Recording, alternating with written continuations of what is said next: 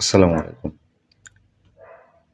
স্বাস্থ্য ও পরিবার কল্যাণ মন্ত্রণালয় কর্তৃক ১৯ মে ২০২৪ খ্রিস্টাব্দে প্রকাশিত নিয়োগ বিজ্ঞপ্তিতে যেখানে ৯টি জব ক্যাটাগরিতে ১৬টি শূন্যপদ রয়েছে। যেখানে পুরো বাংলাদেশের প্রার্থীগণ আবেদন করতে পারবেন অনলাইনের মাধ্যমে। যেখানে শুধুমাত্র এইচএসসি ও স্নাতক পাশে আবেদন করা যাবে। যার আবেদন শুরু হবে ২৭ মে ২০২৪ এবং আবেদন শেষ হবে ২৬ জুন ২০২৪।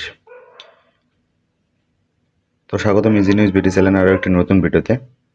আজকের ভিডিওতে থাকছে উক্ত নিয়োগ বিজ্ঞপ্তির বিস্তারিত বর্ণনা, অর্থাৎ পদের নাম, পদের সংখ্যা, বেতন স্কেল, শিক্ষাগত যোগ্যতা, আবেদন করার বয়স, অভিজ্ঞতা, আবেদন করার নিয়ম সহ সকল প্রয়োজনীয় গুরুত্বপূর্ণ বিষয় জানার জন্য ভিডিও শেষ পর্যন্ত সাথেই থাকুন এবং চ্যানেলে নতুন হলে অনুগ্রহপূর্বক চ্যানেলটি সাবস্ক্রাইব করুন। এখানে মোট ৯টি জব ক্যাটাগরি রয়েছে, যার মধ্যে প্রথম ক্যাটাগরি মেডিকেল টেকনোলজিস্ট, যেখানে ১২,৫০০ থেকে ৩০,২৩০ টাকা বেতনে একজনকে নিয়োগ দেওয়া হচ্ছে, যার শিক্ষাগত যোগ্যতা হিসেবে চাওয়া হয়েছে এসএসসি বা সমমান পাশ সকল স্বীকৃত institute of health technology IHT হতে সংশ্লিষ্ট বিষয়ে ন্যূনতম ৩ বছর মেয়াদী ডিপ্লোমা কোর্স সম্পন্ন হতে হবে। এছাড়াও মেডিকেল টেকনোলজিস্ট ল্যাবের ক্ষেত্রে শূন্যপদের সংখ্যা রয়েছে ৫টি, যার বেতন স্কেল ১২,৫০০ থেকে ৩০,২৩০। উক্ত পদের জন্য এসএসসি বা সমমান পাশ IHT হতে সংশ্লিষ্ট বিষয়ে কমপক্ষে ৩ বছর মেয়াদী ডিপ্লোমা কোর্স সম্পন্ন হতে হবে। পরবর্তী জব ক্যাটাগরি হেলথ এডুকেটর, এখানে শূন্যপদের সংখ্যা রয়েছে ১টি এবং যার বেতন স্কেল গ্রেড ১১, ১২,৫০০ থেকে ৩০,২৩০।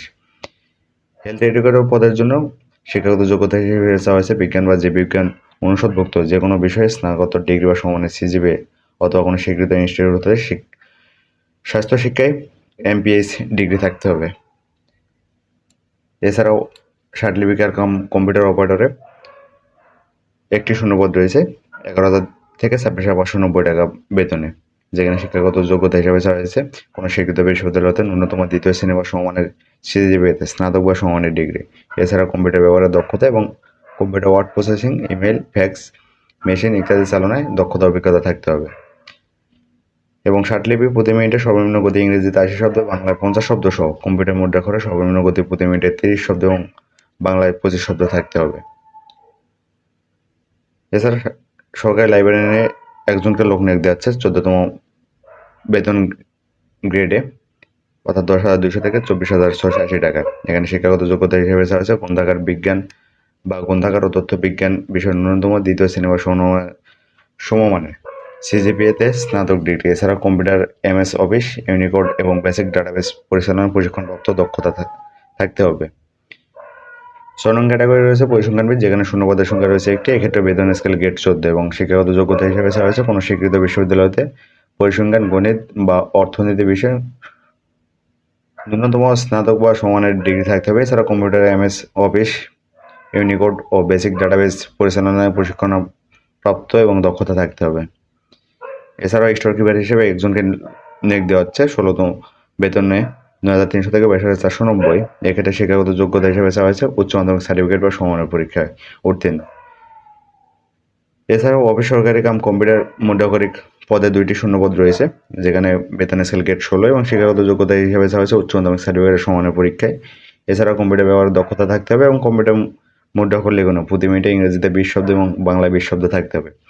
এবং সর্বশেষ ক্যাটাগরিটি অফিস সহায়ক, যেখানে সর্বোচ্চ ৩টি শূন্যপদ রয়েছে, যার বেতন স্কেল গ্রেড ২০, ৮,২৫০ থেকে ২০,০১০।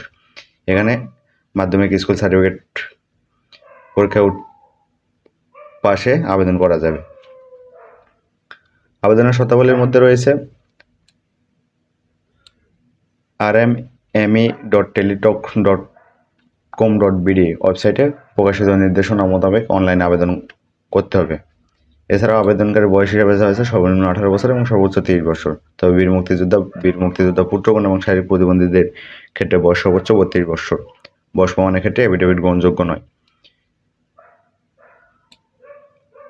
উক্ত নিয়োগ বিজ্ঞপ্তি আবেদন শুরু হবে ২৭ মে ২০২৪ সকাল ১০টা থেকে, আবেদন শেষ হবে ২৬ জুন ২০২৪ বিকাল ৫ ঘটিকায়। উক্ত সময়সীমার মধ্যে ইউজার আইডি প্রাপ্ত প্রার্থীগণ অনলাইনে আবেদন সাবমিট করার সময় থেকে পরবর্তী ৭২ ঘন্টার মধ্যে অবশ্যই SMS এর মাধ্যমে পরীক্ষা ফি জমা দিতে হবে এবং আবেদন করতে হলে রঙিন ছবি এবং স্বাক্ষর নির্দিষ্ট স্থানে আপলোড করতে হবে। এবং সকল তথ্য অবশ্যই 100% সঠিক হতে হবে এবং প্রার্থী অনলাইনে পূরণকৃত আবেদনপত্রে একটি রঙিন প্রিন্ট কপি পরীক্ষা সংক্রান্ত যে কোনো প্রয়োজনে সহায়ক হিসেবে সংরক্ষণ করতে হবে।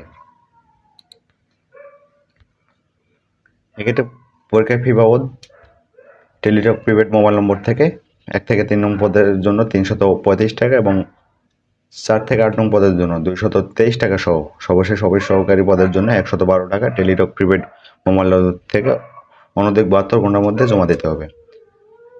আবেদন ফি জমা না দেওয়া পর্যন্ত আবেদনটি কোনোভাবে গৃহীত হবে না। এক্ষেত্রে SMS এর নিয়ম RMME/C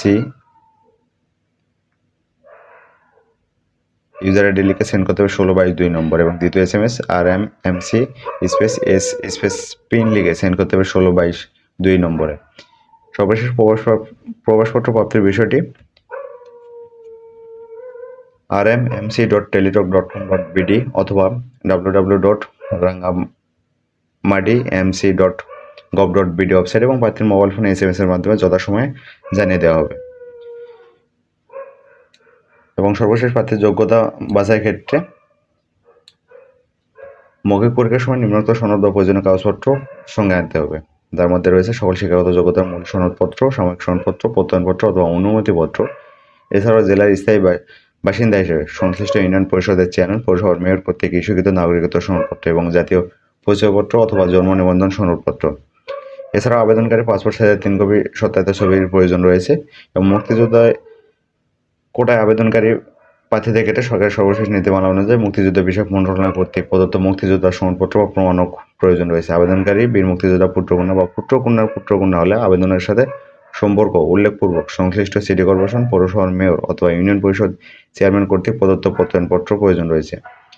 এছাড়া ক্ষুদ্র নৃগোষ্ঠীর প্রার্থীদের ক্ষেত্রে সংশ্লিষ্ট জেলা প্রশাসক কর্তৃক প্রদত্ত সনদপত্র প্রয়োজন রয়েছে এবং এতিম ও শারীরিক প্রতিবন্ধী প্রার্থীদের ক্ষেত্রে সমাজসেবা কার্যালয় উপপরিচালক বা দায়িত্বপ্রাপ্ত সংশ্লিষ্ট কর্মকর্তা কর্তৃক প্রদত্ত সনদপত্র এবং প্রযোজ্য ক্ষেত্রে কম্পিউটার দক্ষতার প্রমাণস্বরূপ সনদপত্র এবং ডাউনলোডকৃত অ্যাপ্লিক্যান্ট কপি এবং অ্যাডমিট কার্ডের রঙিন প্রিন্ট কপি অবশ্যই সাবমিট করতে হবে।